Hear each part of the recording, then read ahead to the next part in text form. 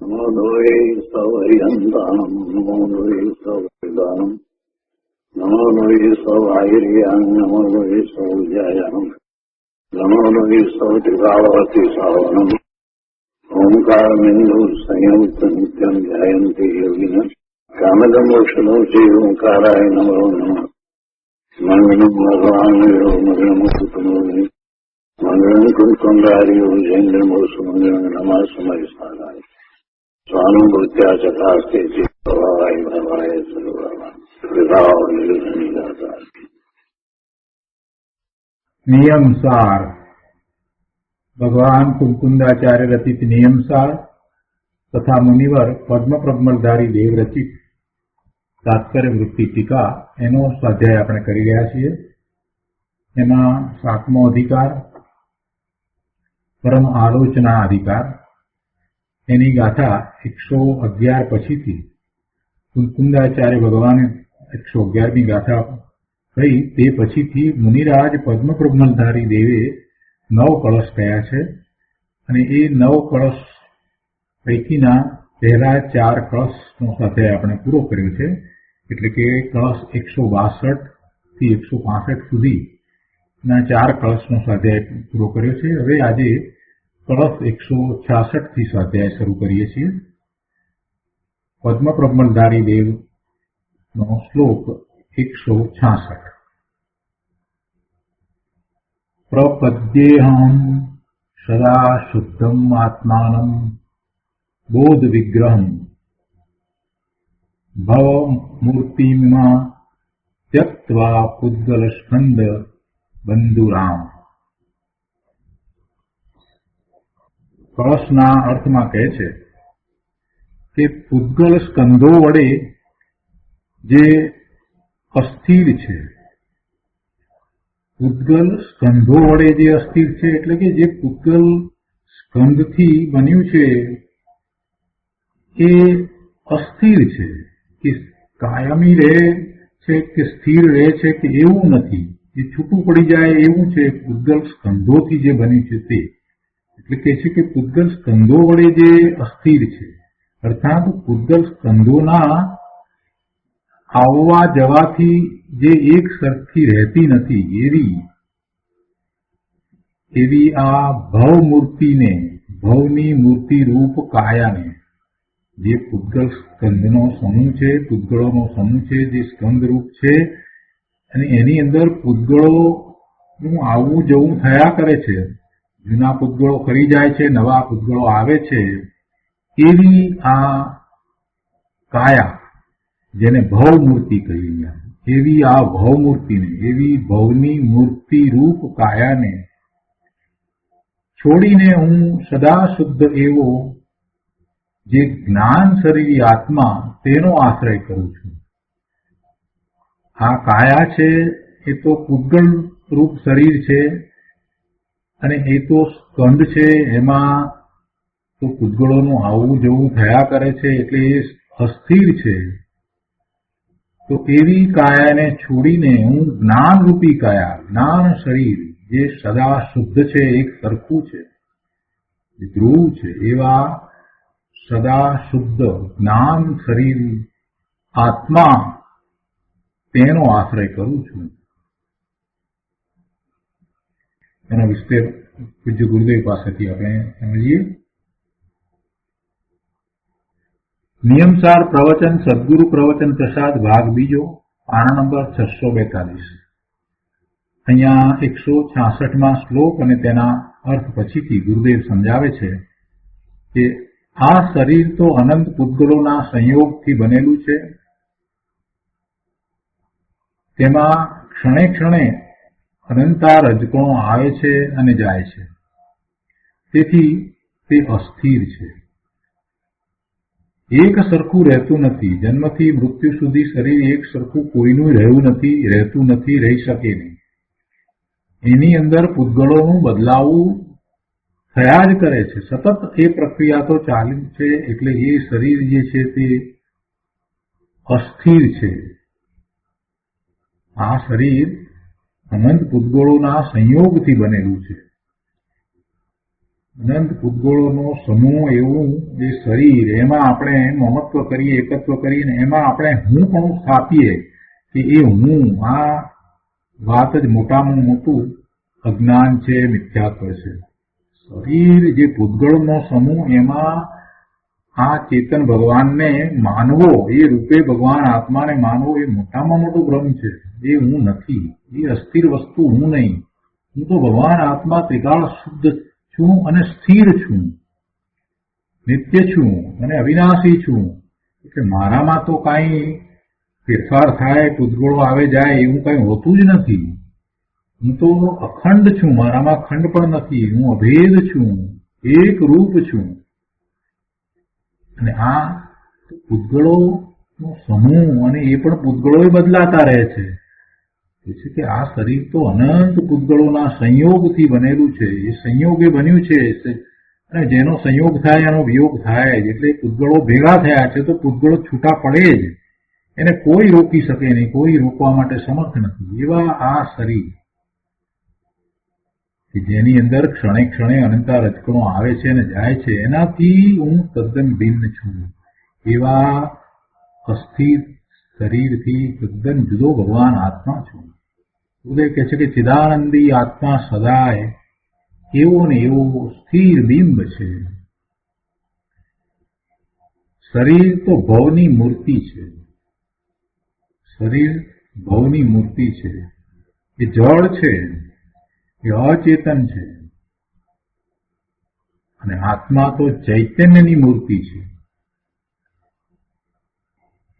તેને ચૂકીને, એવા ચૈતન્ય મૂર્તિ આત્માને ચૂકીને શરીરનો આશ્રય કરતા ભવના ભાવની જ ઉત્પત્તિ થાય છે. શરીરનો આશ્રય કરતા, શરીરનું વલણ કરતા, શરીર સાથે એકત્વ મમત્વ કરતા જે ભાવ છે એ બધા ભવની ઉત્પત્તિના ભાવ છે. નવો ભાવ પછી પ્રાપ્ત થઈ જ જાય એવા એ બધા ભાવ છે. માટે શરીર તો ભવની જ મૂર્તિ છે. તેને છોડીને સદા એક રૂપ એવો જે જ્ઞાન શરીરી આત્મા, તેનો જ હું આશ્રય કરું છું. આત્માનું તો જ્ઞાન શરીર છે. અહીંયા શરીરની વાત લીધી એટલે આત્માને અહીંયા જ્ઞાન શરીર કહ્યું. એ જ્ઞાન શરીર ખરેખર જોઈએ તો એમાં કઈ શરીર છે એવું કહેવાનો આશય નથી, પણ અહીંયા પેલું અચેતન જળ પૂતગળના સમૂહરૂપ જે શરીર લીધું તો એની સાથે તુલના કરી છે. એટલે અહીંયા જ્ઞાન સ્વરૂપ ભગવાન આત્માને જ્ઞાન શરીરી આત્મા એમ કહેવામાં આવે. આત્માને ખરેખર કોઈ શરીર નથી. આત્મા તો અશરીરી જ છે, છતાંય એ રીતે એમાં જ્ઞાન શરીરી કહ્યું. તો કહે છે કે એવા જ્ઞાન શરીરી આત્મા, તેનો જ હું આશ્રય કરું છું. અને એવા આત્માનો આશ્રય કરવાથી જ સંવર અને મુક્તિ થાય છે. શરીર તો મૂર્તિ છે, જળ છે, એના પરમાણુઓ બદલાયા કરે છે. એની અવસ્થાઓ જે બદલાય છે તો એમાં રોગની અવસ્થા પણ થાય છે, એમાં વૃદ્ધાવસ્થા પણ આવે છે, એમાં અસુચિ પણ થાય છે. એટલી બધી એવી અવસ્થા આવી જાય કે પછી સામાન્ય કાર્યો પણ કરી ન શકે એવું લાગે. બેસી પણ ન શકાય. બેસતા ને ઉઠતા ને બધી વખતે દુખાવા થાય, સહન ન થાય એવું દુખાવો શરીરમાં ઉપડે. આ બધું થઈ જાય છે. ક્ષીણ થઈ જાય છે શરીર. એવી બીમારીઓ આવી જાય છે. છતાં આવું બધું થાય એવા સમયે, એવા ટાણે અંતરમાં ચૈતન્ય મૂર્તિ સદા શુદ્ધ એવો ને એવો બિરાજમાન છે. આવું શરીર થઈ જાય તો પણ, એ બાળક હતો તો પણ, અરે ગર્ભમાં એ શરીર હતું અને એમાં એની સાથે રહેલો હતો ત્યારે પણ એ તો ભગવાન આત્મા એવો જ હતો. પછી જન્મ થયો અને જન્મથી માંડી અને ઘણી અવસ્થાઓ થઈ, યુવાવસ્થા થઈ અને છેવટે વૃદ્ધ થયો ને હવે તો ખૂબ શરીર ક્ષીણ થઈ ગયું છે, કેટલાય રોગો એમાં આવી ગયા છે. તે છતાંય એની સાથે રહેલો ચૈતન્ય મૂર્તિ ભગવાન આત્મા જ્ઞાન સ્વરૂપ એ તો એવો ને એવો જ બિરાજમાન છે.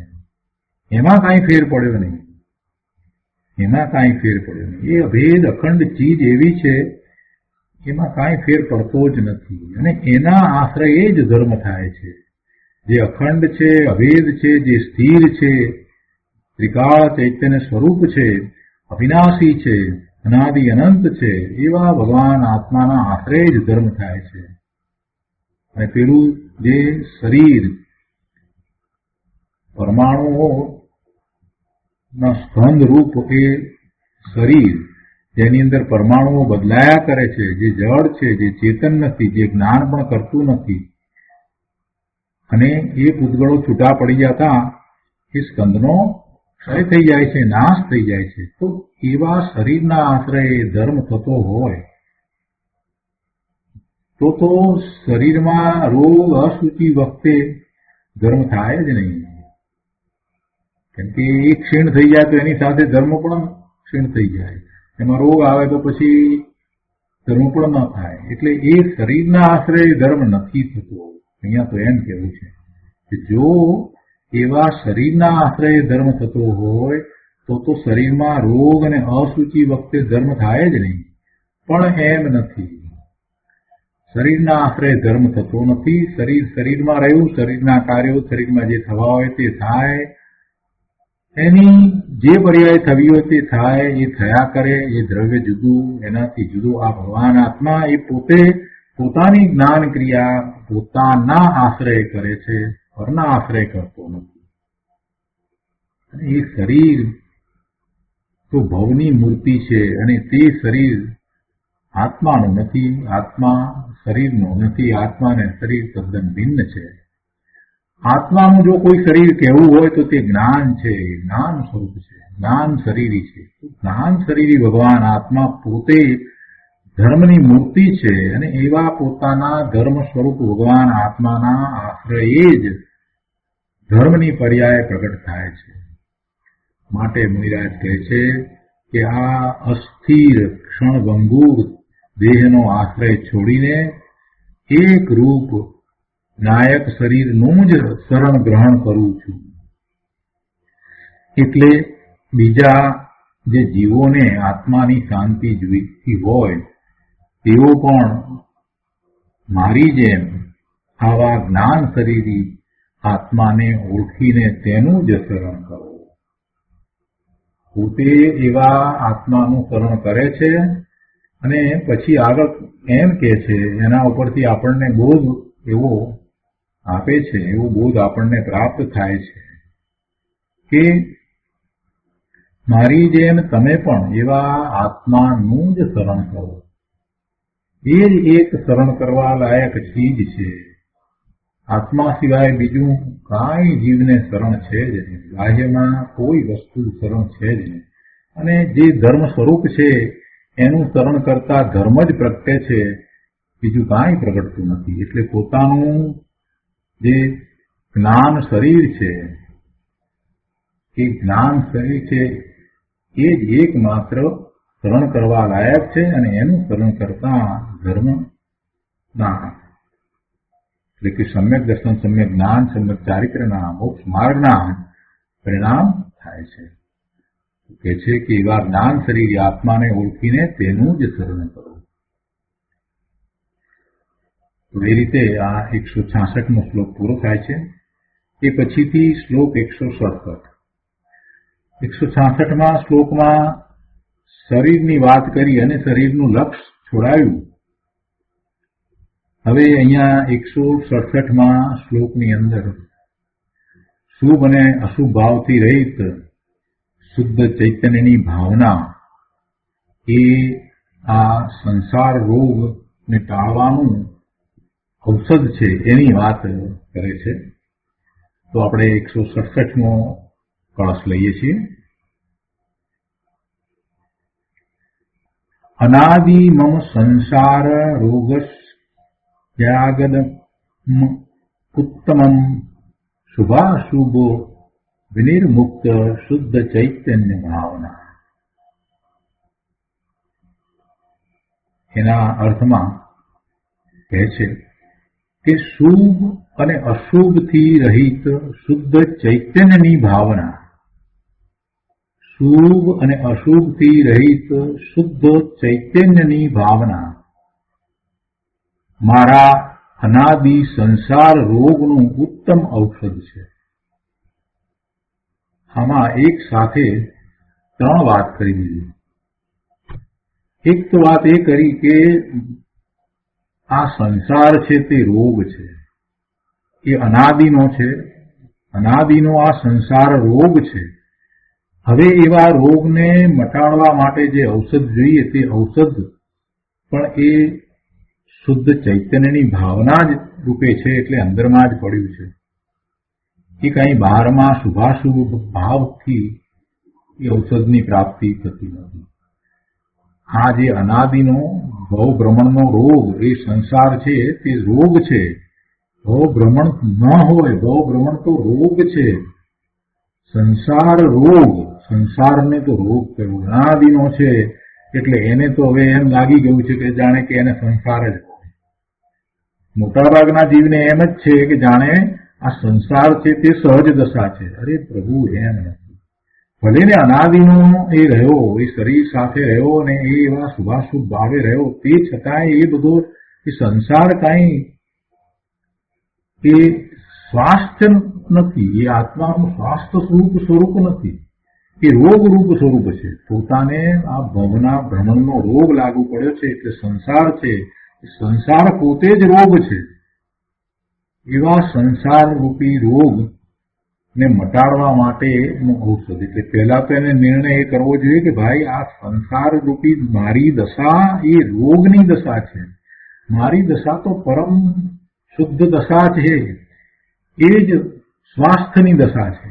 હું ભગવાન આત્મા શુદ્ધ છું તો મારું સ્વાસ્થ્ય તો સંસાર રહિત દશા, સિદ્ધ દશામાં રહેલું છે. આ સંસાર દશા એ જ રોગ છે. તો એવા સંસાર રોગને ટાળવા માટે, એને મટાડવા માટે ઔષધ શું છે, દવા શું છે? તો ઔષધ જે છે એ શુદ્ધ ચૈતન્યની ભાવના. અને એમાં ત્રીજી વાત એ કરી કે શુદ્ધ ચૈતન્યની ભાવના કઈ રીતે છે? તો કે શુભ અને અશુભથી રહિત શુદ્ધ ચૈતન્યની ભાવના છે. શુભ અને અશુભથી રહિત શુદ્ધ ચૈતન્યની ભાવના છે. તે ઔષધ છે. શેને માટે એ દવા છે? શેની એ દવા છે? તો કે આ સંસાર રોગને મટાડવાની એ ઉત્તમ દવા છે, એનું ઉત્તમ ઔષધ છે. બહુ સુંદર વાત કરી છે. એક લીટીની અંદર તો કેટલી બધી વાત કરી નાખી છે. કૃપાળુ દેવે પણ એવી વાત કરી છે. તો એ બધું આપણે પૂજ્ય ગુરુદેવ પાસેથી સમજીએ. નિયમસાર પ્રવચન સદગુરુ પ્રવચન પ્રસાદ ભાગ બીજો, પાના નંબર 643. અહીંયા ગુરુદેવ સમજાવે છે કે જો આ ભવ ભ્રમણના રોગને મટાડવાની ઔષધિ ચૈતન્ય સ્વભાવની ભ્રાંતિ તે જ મહારોગ છે. ચૈતન્ય સ્વભાવ જે છે એને એ અન્ય પ્રકારે માને એ મોટો રોગ છે. એ અન્ય પ્રકારે માનવાને કારણે એને ભવના ભ્રમણ થાય છે. પોતાનું ચૈતન્ય સ્વરૂપ જેમ છે તેમ એને માનવું, સ્વીકારવું અને એવું જ શ્રદ્ધાન કરવું, એને બદલે એ શું કરી રહ્યો છે? પોતાના ચૈતન્ય સ્વરૂપનું લક્ષ્ય જ કરતો નથી. કદાચ લક્ષ્ય કરે છે તો એને એના વિશેની વિપરીત માન્યતા છે, ઊંધી માન્યતા છે. પોતે ચૈતન્ય ભગવાન આત્મા જેવો છે એવો ન માનતા એ અન્ય પ્રકારે માને છે. એના સંબંધી એને ઘણા પ્રકારે ભ્રમણાઓ છે. શરીર વિના પોતાના અસ્તિત્વને એ સ્વીકારતો નથી. આ મોટામાં મોટી ભ્રમણા છે. શરીર સહિત જ પોતાના અસ્તિત્વને એને માન્યું છે. અને એ શરીરને જે નામ છે એ નામને એ પોતે પોતાનું માને. અરે શરીરનું એ નામ છે ભાઈ, તું એ નથી. શરીરને જે ઇન્દ્રિયો છે એને પોતાની માને છે. શરીરને જે સ્ત્રીપણું, પુરુષપણું કે નપુંસકપણું છે એને પણ એ પોતે પોતાનું માને છે. આ બધો ભ્રમ છે, બીજું શું છે? વળી એના કાર્યો એ કરાવી શકે છે એવી એને ભ્રાંતિ છે. શરીરના કાર્યો કરાવી શકે એ વિશે પણ એને ભ્રમણા છે કે એના કાર્યો હું જ કરું છું. પોતે ભગવાન આત્મા જ્ઞાન સ્વરૂપ છે એને તો એ માનતોય નથી. એટલે ચૈતન્ય સ્વભાવ વિશે એને ઘણી ભ્રમણા છે. અનાદિની એવી ભ્રમણા ચાલી આવે છે જેને આપણે મિથ્યાત્વ કહીએ છીએ, અગૃહિત મિથ્યાત્વ. અગૃહિત મિથ્યાત્વ અનાદિનું એને ચાલ્યું આવે છે અને એવા અગૃહિત મિથ્યાત્વનો કાંઈક ખ્યાલ આવ્યો છે અને એને દૂર કરવાનો એ પ્રયત્ન કરે છે. તો એમાં જો ભૂલ કરે છે, ખોટા દેવગુરુ શાસ્ત્રનો આશ્રય લે છે, તો નવું બીજું મિથ્યાત્વ ઉમેરે છે કે જેને આપણે ગૃહિત મિથ્યાત્વ કહીએ છીએ. ગુરુદેવ કહે છે કે ભાઈ તને ચૈતન્ય સ્વભાવની જ ભ્રાંતિ છે અને એ જ તારો મોટામાં મોટો રોગ છે. એને કારણે જ તને સંસાર છે. સંસારને તો મોટો રોગ કયો, પણ એ સંસારનો મોટો રોગ થવાનું કારણ શું? તો ભ્રાંતિ છે. ભ્રાંતિ મહારોગ છે. એટલે સંસાર રૂપી રોગ તને વળગ્યો છે. તું ભગવાન આત્મા, તને સંસાર રૂપી રોગ હોય જ નહીં. અને એ રોગનું મૂળ કારણ તો આ ભ્રાંતિ છે. ચૈતન્ય સ્વભાવની ભ્રાંતિ તે જ મહારોગ છે, તે જ મહાપાપ છે. મિથ્યાત્વ જ મોટામાં મોટું પાપ છે. એટલે એવા ચૈતન્ય સ્વભાવને જેમ છે તેમ દ્રવ્યસૂત્રના અભ્યાસ દ્વારા ગુરુ નિશ્રાએ એને જાણવો. એવા સ્વભાવને જાણ્યા પછીથી એનો સ્વીકાર કરવો અને પછી આત્મસાત કરી વસ્તુને સ્વરૂપને અને એવું જ એને વર્તમાન જ્ઞાનની પર્યાયમાં પ્રગટ કરવું. એમ એ ચૈતન્ય સ્વભાવની ભાવના કરવી તે જ તેનું ઔષધ છે. એવા રોગને મટાડવાનું ઔષધ છે. કૃપાળુદેવે પણ કહ્યું છે ને કે આત્મભ્રાંતિ સમરોગ નહીં, સદગુરુ વૈદ્ય સુજાન. આત્મભ્રાંતિ, આત્મા વિશે ભ્રાંતિ એ મોટામાં મોટો રોગ. એના જેવો બીજો કોઈ રોગ નથી. આત્મભ્રાંતિ સમરોગ નહીં. જીવ ક્યારેય વિચારતો નથી કે મને કેટલા પ્રકારે આ ભ્રાંતિ છે, મારા સ્વરૂપની જ મને ખબર નથી. એ મોટામાં મોટી ભ્રાંતિ છે, મોટામાં મોટો મહારોગ છે, મોટામાં મોટું પાપ છે. આત્મભ્રાંતિ સમ કોઈ બીજો રોગ નથી. આત્મભ્રાંતિ સમ રોગ નહીં. અને પછી કૃપાળુદેવ પણ એમ જ કહે છે કે સદગુરુ વૈદ્ય સુજાણે. એ રોગનું સાચું નિદાન કરનારા વૈદ્યરાજ કોણ છે? એ રોગને જાણવા વાળા કોણ છે કે આ રોગ છે? તો કે સદગુરુ છે. સદગુરુ એ રોગને જાણે છે અને એ તારા રોગને સદગુરુ, તારી ભ્રાંતિને સદગુરુ બરાબર જાણે છે કે તને કેવા પ્રકારે ભ્રાંતિનો રોગ છે, તારી ક્યાં ક્યાં ભૂલ થાય છે, કઈ કઈ તારી મિથ્યા શ્રદ્ધા વર્તે છે, એ બધું સદગુરુ બરાબર જાણે છે. તો એવા સદગુરુના આશ્રય જા, એ સદગુરુની આજ્ઞાએ વર્ત. તારું બધું સદગુરુના ચરણમાં સમર્પિત કરી દે અને એકમાત્ર ગુરુની આજ્ઞા એ તું તારું આખું જીવન સુધારી લે. કેમ કે ગુરુ આજ્ઞા સંપત્તિ નહીં, ઔષધ વિચાર ધ્યાન. ગુરુની આજ્ઞા જે છે એ તારા રોગને બરાબર સમજીને ગુરુ આપે છે. એટલે એ ગુરુ આજ્ઞા જે છે એ પથ્ય છે. કેમ કે કોઈ પણ રોગ મટાડવા માટે એક ઔષધ જોઈએ અને બીજું પથ્ય. આપણે કહીએ છીએ ને કે શું ચરી પાળવી, શું ખોરાક લેવો, શું ન લેવો, વગેરે વગેરે જે પથ્ય. તો એ પથ્ય જે છે એ બહુ મહત્વનું છે. જેવો રોગ છે એ પ્રમાણે એને એ રીતે પથ્ય હોય અને સાથે ઔષધ હોય. તો ઔષધ જે છે મટાડવાનું કાર્ય કરે, પણ જો પથ્ય બરાબર ન હોય તો પણ ઔષધ રોગ મટાડી શકે નહીં. કોઈ વાર બમણું પણ થઈ જાય. એટલે ગુરુ આજ્ઞા છે તે પથ્ય સમાન છે. અને ઔષધ શું છે? ઔષધ ગુરુ આપતા નથી. ગુરુ ઔષધ તરફ અંગુળી નિર્દેશ કરે છે કે ભાઈ તારો આત્મા છે એના આશ્રય જઈ અને ચિંતન ધ્યાન કર અને એવા તારા સ્વરૂપનો તું સ્વીકાર કર. એના વિશે તને અમે સમજાવીએ, તને અભ્યાસ કરાવીએ કે આત્માનું સ્વરૂપ કેવું છે, એનું વર્ણન કરીએ. પણ તારે એ સ્વરૂપનો સ્વીકાર કરવો અને પછી એવો અનુભવ કરવો કેવી રીતે ધ્યાનમાં, તો એ તારે કરવાનું છે.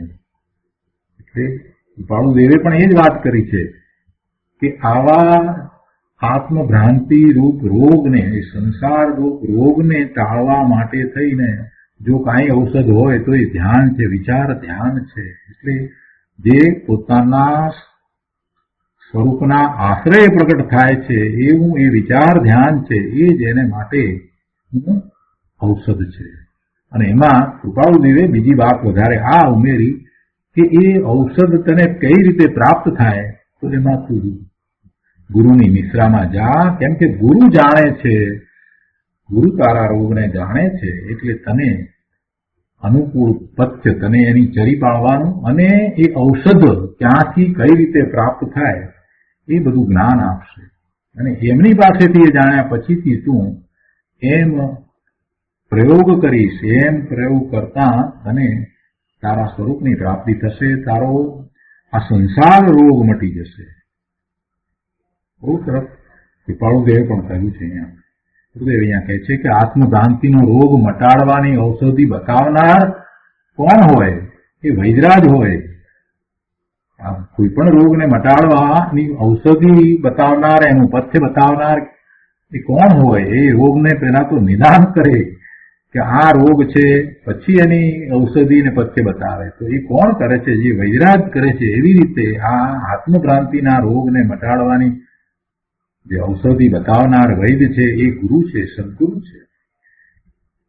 એ આત્માના જાણનાર હોય, એવા આત્માના જાણનાર સદગુરુ હોય.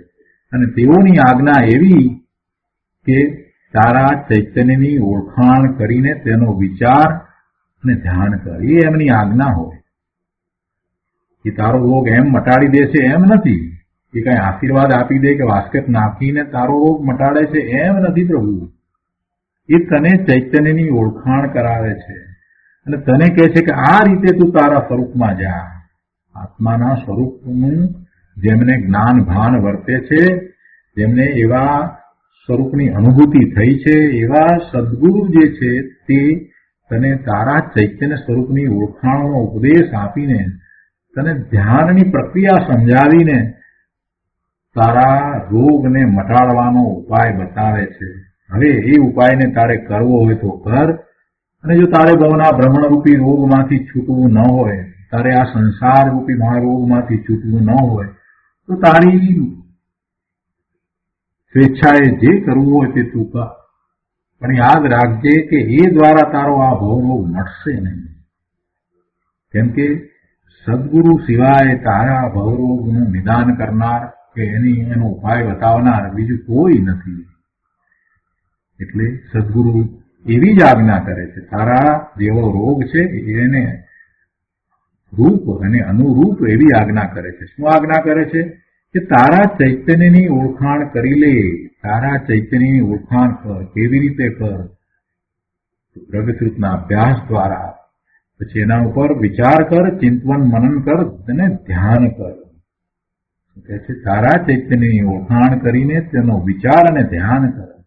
અને તે જ અનાદિ સંસાર રોગનું ઔષધ છે.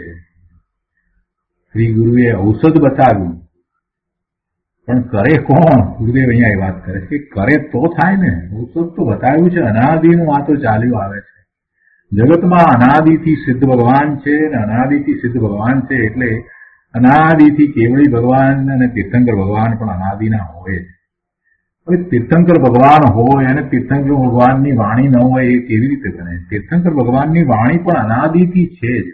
અને તીર્થંકર ભગવાનની અનાદિથી એવી વાણી હોય તો એમાં આ પરમ સત્ય પ્રકાશ્યું જ હોય, આ મુક્તિનો માર્ગ બતાવ્યો જ હોય, એમાં કાંઈ ફેર નથી. પણ આ જીવે અનાદિથી પ્રમાદ સેવ્યો છે એટલે એક જીનવાણીને એને ગણકારી જ નથી. જીનવાણી તો અનાદિની છે અને અનાદિની જીનવાણી જેને સ્વીકારી આત્મસાત કરી એવા મુનિવરો અને મહામુનિવરો અને ગણધરો અનાદિથી થઈ રહ્યા છે, થયા છે, ભૂતકાળમાં અનંત થયા છે. પણ તું એકલો રહી ગયો બાકી. તે એને સ્વીકારી નહીં. એ ઔષધને તે સ્વીકારી નહીં. ભગવાનની વાણીનો સ્વીકાર તે કર્યો નહીં.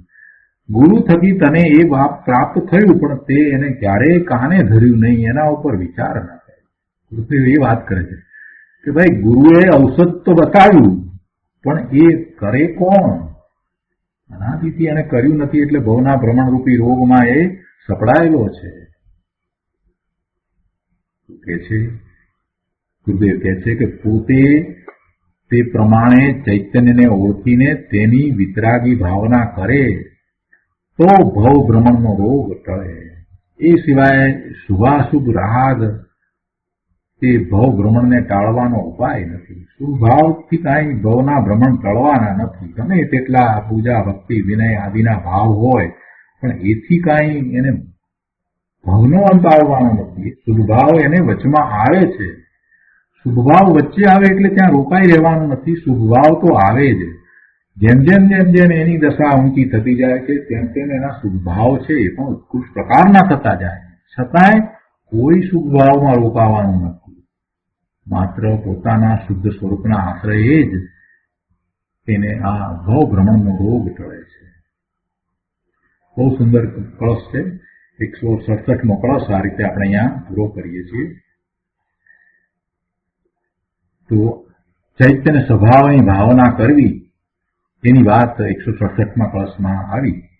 હવે 168મો કળશ કહે છે એમાં જે ચૈતન્ય સ્વભાવ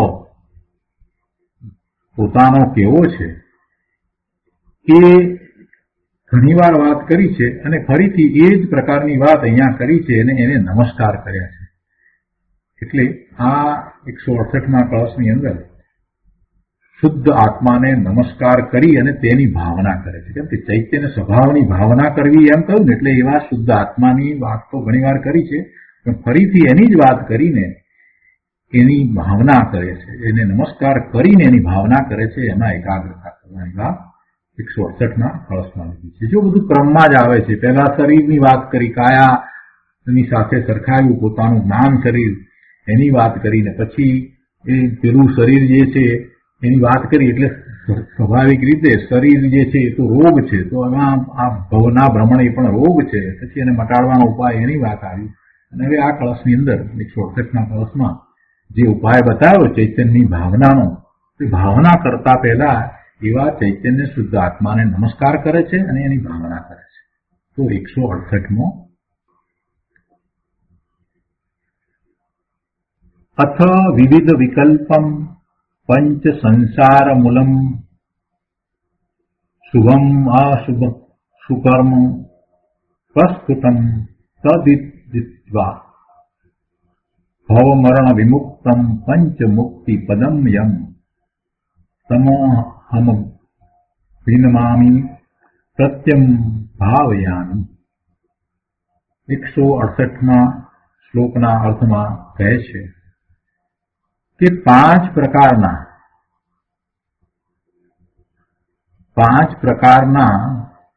પરાવર્તન આપણે જે કહીએ છીએ ને, દ્રવ્ય, ક્ષેત્ર, કાળ, ભવ અને ભાવ, એવા પાંચ પ્રકારના પરાવર્તન. એવા પાંચ પ્રકારના પરાવર્તન રૂપ સંસારનું મૂળ વિવિધ ભેદવાળું શુભાશુભ કર્મ છે. પાંચ પ્રકારના પરાવર્તન રૂપ જે ભાવ છે કયા છે? દ્રવ્ય, ક્ષેત્ર, કાળ, ભવ અને ભાવ. એ બદલાય છે, એના પરાવર્તન થાય છે. એ બદલાયા જ કરે છે, સતત બદલાય છે. જીવને એ પાંચ પરાવર્તન જે થઈ રહ્યા છે, જે બદલાઈ રહ્યા છે, તો એવા બદલાવ રૂપ એનો સંસાર છે. દ્રવ્ય, ક્ષેત્ર, કાળ, ભવ અને ભાવના પરાવર્તન રૂપ સંસાર છે. તો એવા સંસારનું મૂળ વિવિધ ભેદવાળું શુભાશુભ કર્મ છે. એમ પહેલા તો તું સ્પષ્ટ જાણ કે એમ સ્પષ્ટ જાણીને જે જન્મ મરણ રહિત છે અને પાંચ પ્રકારની મુક્તિ દેનાર છે,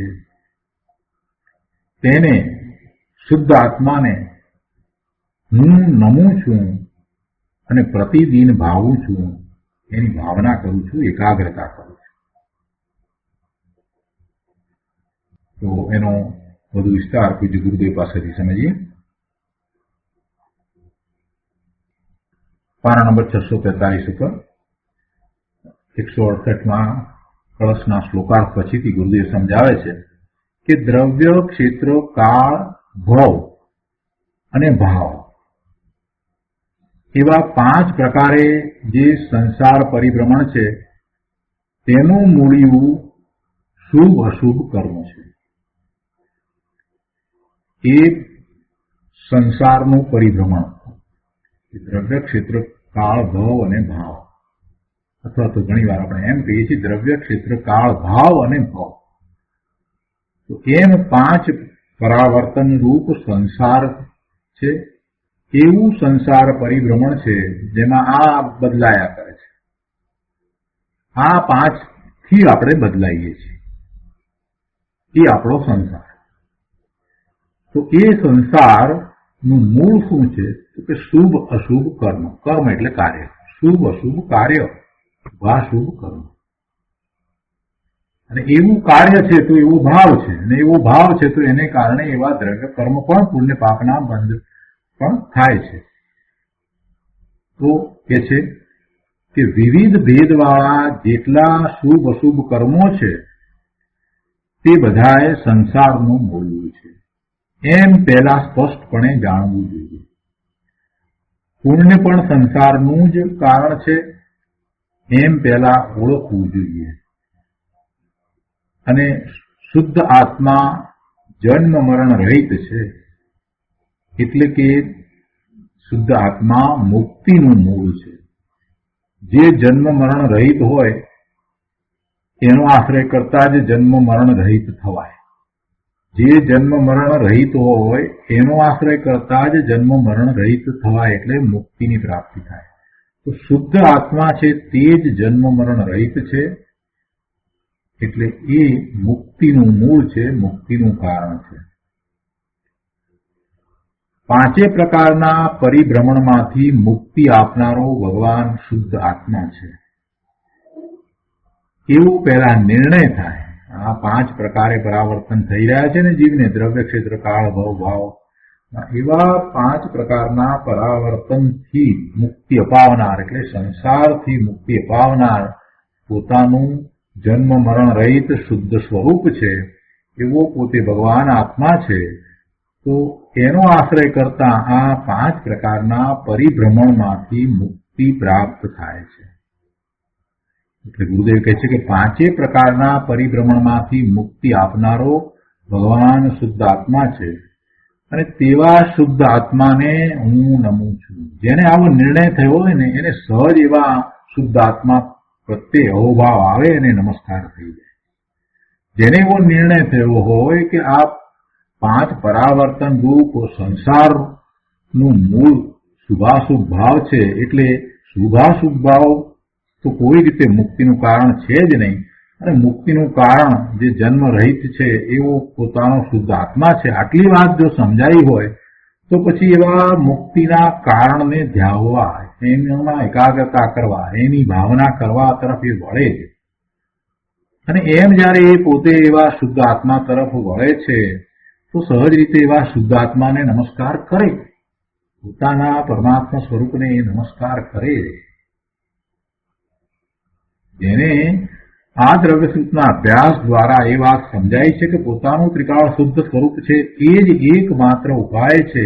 એનો ઉપાય છે આ સંસાર રોગ મટાડવાનો ઉપાય છે, એ જ મુક્તિ આપનારો છે. આ 5 પરાવર્તન રૂપ સંસારમાંથી મુક્તિ અપાવનારો એ જ ભગવાન આત્મા છે. તો એનું શરણ હું લઉં, અને એવો જયારે ભાવ આવે તો પછી એવા શુદ્ધાત્માને નમસ્કાર થઈ જાય છે. એટલે તેવા શુદ્ધાત્માને હું નમું છું એમ અહીંયા મુનિવર પદ્મપ્રજ્ઞલધારી દેવે કહ્યું છે.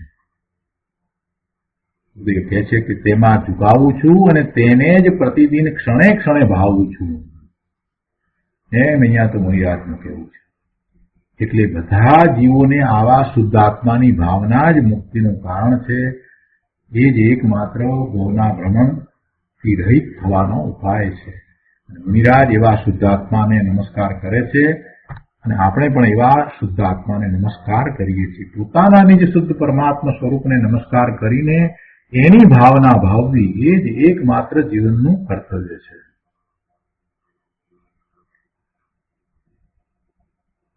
આગળ કહે છે 644માં વાના પર કે શુભાશુભ કર્મ સંસાર પરિભ્રમણનું મૂળ છે એમ કહ્યું.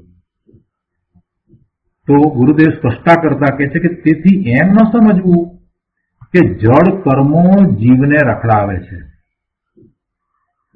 શુભાશુભ કાર્યો કરે એ સાથે રહેલો શુભ કે અશુભ ભાવ છે. એટલે એવું શુભ કર્મ કે અશુભ કર્મ બંધાય એટલે પુણ્ય પાપની પ્રકૃતિ બંધાય અને એના ઉદય આવે તો એને સંસારનું પરિભ્રમણ કરાવે છે એમ નથી કહેવાનો આશય. ગુરુદેવ સ્પષ્ટતા કરે છે કે શુભાશુભ કર્મ સંસાર પરિભ્રમણનું મૂળ છે એમ કહ્યું.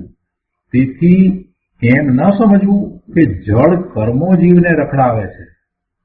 જડ કર્મો જીવને રખડાવતા નથી, પણ આત્માના જે ભાવથી શુભાશુભ કર્મ બંધાય તે ભાવ એ પરિભ્રમણનું મૂળ છે, એ પરિભ્રમણનું કારણ છે. જે ભાવથી શુભ કે અશુભ કર્મની પ્રકૃતિ બંધાય, પુણ્ય કે પાપની કર્મ પ્રકૃતિ બંધાય છે, તે ભાવ છે એ ખરેખર તો પરિભ્રમણનું મૂળ છે. 5 પરાવર્તનનું મૂળ એ જ છે. અને પોતે પોતાના સ્વભાવની દ્રષ્ટિ કરીને જ્યાં લીન થાય છે તો પછી એવા ભાવ ઉત્પન્ન થતા જ નથી, એટલે વિકાર છૂટી જાય છે. પોતે પોતાના સ્વભાવની દ્રષ્ટિ કરીને લીન થતા વિકાર છૂટી જાય છે. એટલે 5 પ્રકારના પરિભ્રમણથી મુક્તિ થાય છે. પહેલા આમ ઓળખવું તે ધર્મની શરૂઆતની રીત છે. હજી આમ ઓળખાણ પણ ન કરે તો પોતાના આત્માની ભાવના કરીને તેમાં ઠરે ક્યારે?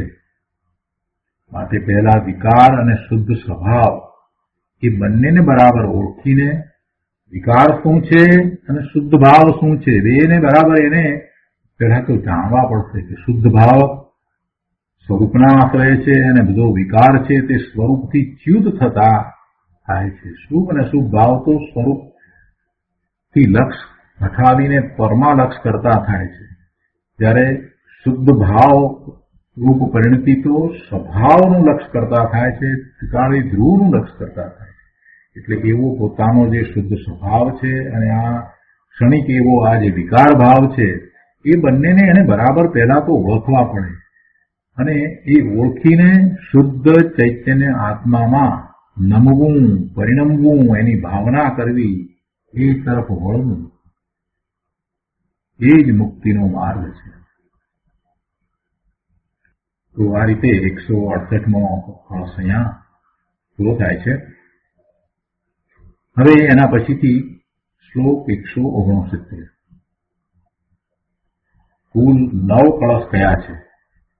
162 થી શરૂ કરીને 170 સુધી 9 કળશ કયા છે, તે પૈકીનો આ 8મો કળશ છે. તો કળશ 169. અથ સુલલિતવાચા સત્યવાચામ પિત્થમ ન વિષયમિદમ આત્મજ્યોતિ રાજ્યંત શૂન્યમ તદપી ગુરુ વચોભિઃ પ્રાપ્ય શુદ્ધ દ્રષ્ટિ સ ભવતિ પરમશ્રી કામિની કામરૂપ. 169માં ક્લાસના અર્થમાં કહે છે કે આ રીતે આદિ અંત રહિત એવી આ આત્મજ્યોતિ સુલલિત, સુમધુર વાણીનો કે સત્ય વાણીનો પણ વિષય નથી. અહીંયા મૂળ કળશમાં એ વાત કરીને કે આ સુલલિત વાચા, સત્ય વાચામાં પિત્તમ, એટલે એ પણ સુલલિત વાચા થઈ એટલે સુમધુર વાણી. કે સુમધુર વાણી કે સત્ય વાણી જે છે એને વિશે કહે છે કે આદિ અંત રહિત એવી આ આત્મજ્યોતિ, કે આત્મજ્યોતિ છે એ સુમધુર ભાષા, સુમધુર વાણી, એ સુલલિત સુમધુર વાણીનો વિષય નથી કે સત્ય વાણીનો પણ વિષય નથી. તેને વિશે કહે છે આ વાત? આત્મજ્યોતિને વિશે. કેવી છે આત્મજ્યોતિ? તો કે જેની આદિ નથી, અંત પણ નથી, અનાદિ અનંત છે. આત્મજ્યોતિ અનાદિ અનંત છે, એટલે એનો આદિ પણ નથી, એનો અંત પણ નથી, એટલે આદિ અંત રહિત એવી આત્મજ્યોતિ છે. એ આત્મજ્યોતિ કાંઈ વાણીનો વિષય નથી. એ સુલલિત સુમધુર એવી વાણીનો વિષય નથી કે સત્ય વાણીનો પણ વિષય નથી. એ વાણીનો વિષય નથી એમ કે છે.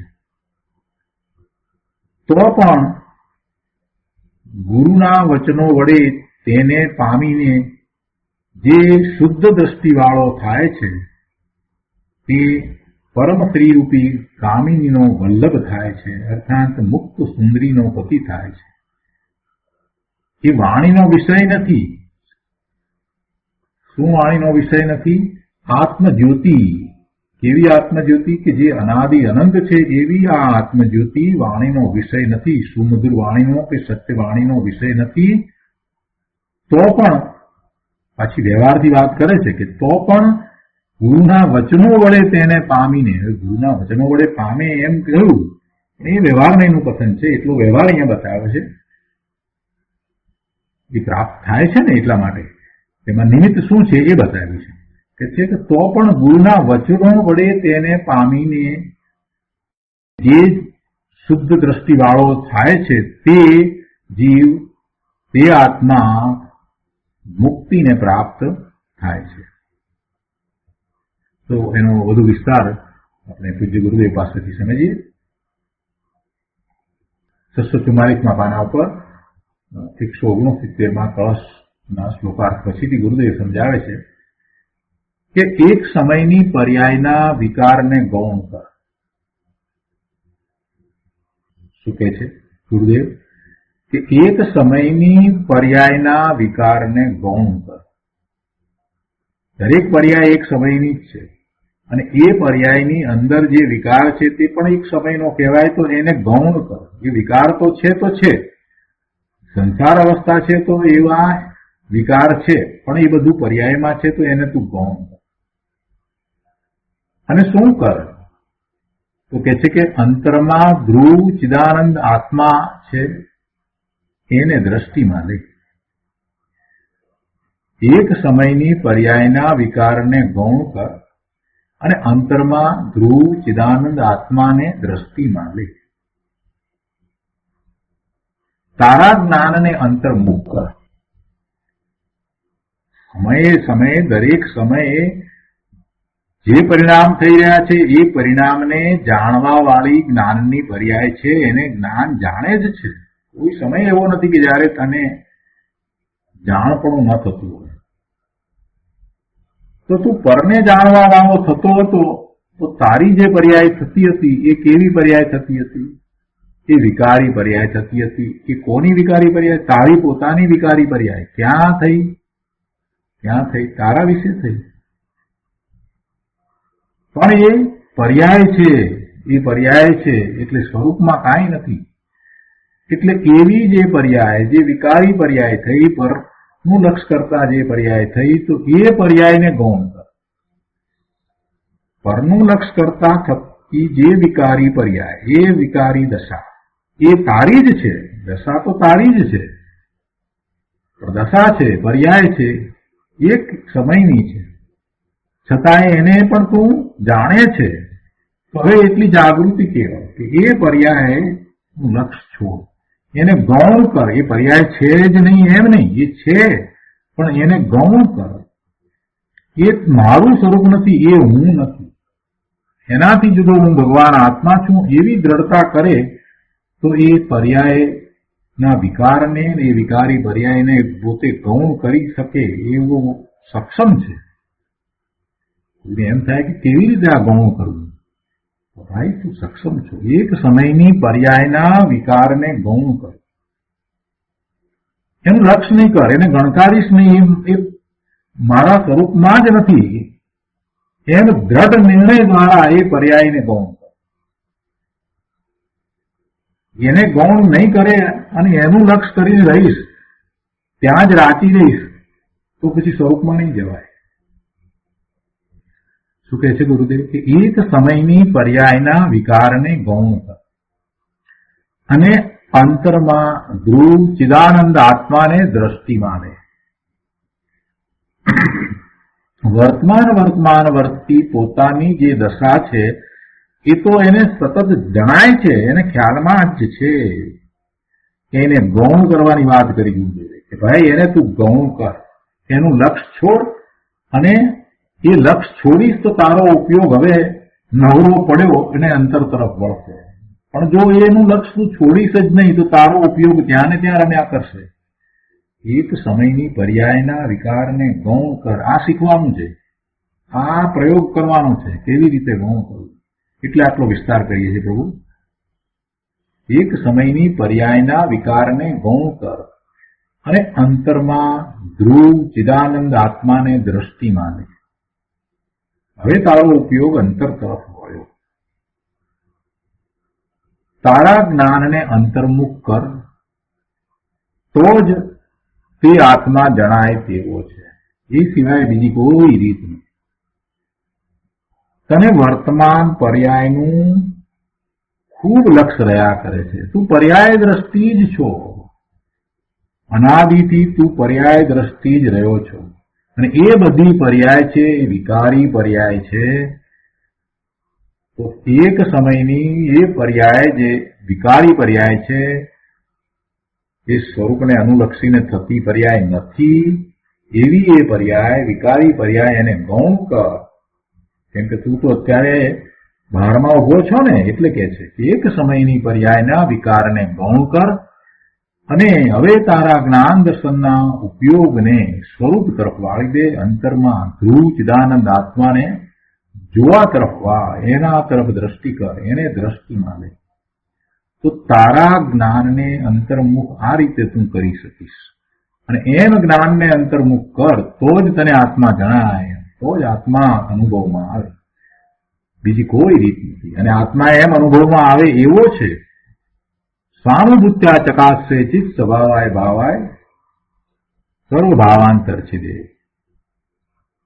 અમૃતચંદ્રાચાર્ય ભગવાને પહેલા જ કળશની અંદર સમયસારમાં કહ્યું ને, આત્મખ્યાતિમાં, નો સમય સારાય સ્વાનુભૂત્યા ચકાશે ચિત્ત સ્વભાવાય ભાવાય સર્વ ભાવાંતર છે.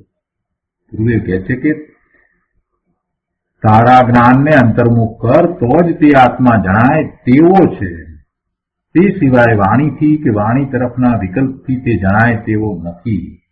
વાણીથી કે વાણીના વિકલ્પથી આત્મા જણાય તેવો નથી. આ 169માં કળશમાં એ વાત કરી કે ગમે તે એવા સુલલિત વચનો હોય, સત્ય વચનો હોય, એવી વાણી હોય તો પણ એ વાણીથી આત્મા જણાય એવો નથી. એટલે ગુરુદેવે શરૂઆત આ રીતે કરી છે કે તે સિવાય વાણીથી કે વાણી તરફના વિકલ્પથી આત્મા જણાય તેવો નથી. ભગવાન ચૈતન્ય મૂર્તિ આત્મા સત્ય વાણીનો પણ વિષય નથી, તે તો જ્ઞાનનો જ વિષય છે. પણ છતાંય એમાં નિમિત્ત કેવું હોય તે બતાવવા કહે છે કે તો પણ ગુરુના વચનો વડે તેને પામીને જે શુદ્ધ દ્રષ્ટિવાળો થાય છે તે જીવ મુક્તિ પામે છે. એટલે એમાં નિમિત્ત ગુરુનું બતાવ્યું છે. શ્રી ગુરુના વચનો વડે ખરેખર આત્મજ્યોતિ પામ્યો એવું ક્યારે કહેવાય? ખરેખર ગુરુના વચનો વડે આત્મજ્યોતિ પામતો નથી, પણ જયારે એવી આત્મજ્યોતિ પ્રગટ કરે છે તો એમાં ગુરુના વચનો છે, ગુરુની વાણી છે, તે નિમિત્ત કારણ છે. એટલે પહેલા તો એમ કહ્યું કે વાણીનો એ વિષય નથી, વાણીનો એ વિષય નથી, છતાં ગુરુના વચનો વડે એ જાણે છે. ગુરુના વચનો વડે એવો એ જાણવા વાળો થાય છે. તો એમાં માત્ર એ જયારે જાણવા વાળો થયો તો એમાં નિમિત્ત શું હતું બસ એટલું બતાવ્યું છે. ખરેખર એ આત્મા કઈ વાણીનો વિષય નથી. બે વાત સાથે લીધી છે. નિમિત્ત પણ બતાવ્યું છે અને વાણી દ્વારા એ જણાતું નથી. એ અનુભવનો વિષય છે, એટલે જ્ઞાન દ્વારા જણાય છે. એ જ્ઞાનનો વિષય છે, જ્ઞાનમાં જણાય છે, વાણીમાં નથી જણાતો. છતાં એમ કહે છે કે ગુરુના વચનો વડે તેને પામીને જે શુદ્ધ દ્રષ્ટિવાળો થાય છે તે જીવ મુક્તિ પામે છે. બંને વાત સાથે કરી દીધી. શ્રી ગુરુના વચનો વડે ખરેખર આત્મજ્યોતિ પામ્યો ક્યારે કહેવાય કે શ્રી ગુરુએ કહ્યો તેવા આત્માને અંતરના લક્ષમાં લે. શ્રી ગુરુએ તો માત્ર આત્માનું સ્વરૂપ સમજાયું અને એની પદ્ધતિ રીત વિધિ બતાવી, પણ હવે જ્યારે એ એવા આત્માને અંતરના લક્ષમાં લે ત્યારે એને એનો અનુભવ થાય, આત્માને જાણે, તો એમ કહેવાય કે ગુરુના વચનો વડે ચૈતન્ય જ્યોતિને પામ્યો. એટલે કે સમજનાર જીવને તો જ્ઞાની ગુરુના વચનો જ નિમિત્ત હોય છે એ વાત અહીંયા સમજાવી.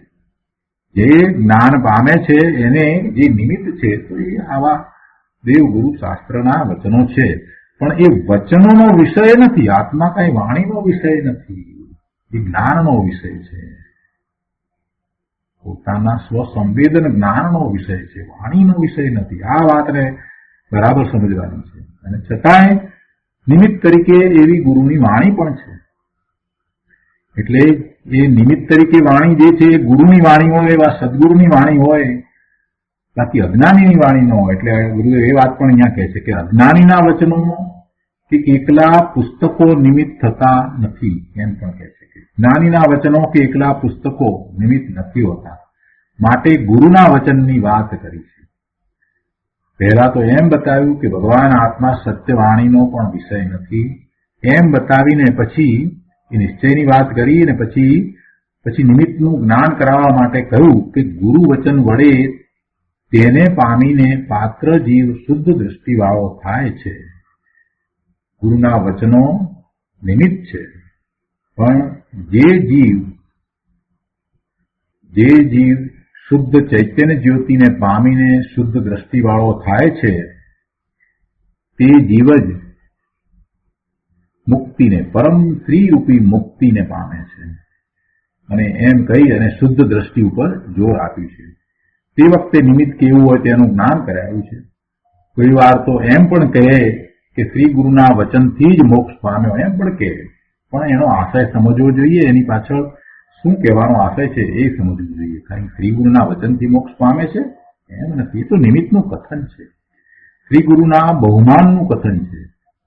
પોતાને જયારે સમ્યક પ્રગટ થાય છે, પોતે સમ્યક દ્રષ્ટિ થાય છે, તો એ હંમેશા એ જીવ એવો વિનય દાખવે છે અને અંતરપૂર્વક એવો વિનય હોય છે કે શ્રી ગુરુની વાણી દ્વારા હું ખરેખર શ્રી ગુરુએ કહ્યું તેવો આશય પોતે પ્રગટ કર્યો ત્યારે મુક્તિ પામ્યો. શ્રી ગુરુએ જેવું કહ્યું એવું જ એને પ્રગટ કર્યું, માટે એ મુક્તિ પામે છે. અને ત્યારે ઉપચારથી કહ્યું કે શ્રી ગુરુના વચનથી મુક્તિ પામ્યો. ખરેખર તો જે શુદ્ધ દ્રષ્ટિ પ્રગટ કરે તે જ મુક્તિરૂપી સ્ત્રીનો એવો વલ્લભ થાય છે કે તે કદી છૂટી ન પડે. એ મુક્તિ પછી જાય નહીં, મુક્તિ પછી જતી જ નથી, એનાથી છૂટી પડતી જ નથી. જો ઇન્દ્ર મહારાજની વાત કરીએ તો ઇન્દ્રની ઇન્દ્રાણી એ પણ એનાથી છૂટી પડી જાય, એનો પણ વિયોગ થાય. પણ અહીં તો દ્રવ્યની જે મુક્તિરૂપ પર્યાય પ્રગતિ, મુક્તિરૂપ જે દશા પ્રગટ થઈ છે એ પછી કદી દ્રવ્યથી જુદી ન પડે અને દ્રવ્ય તેનાથી જુદું ન પડે.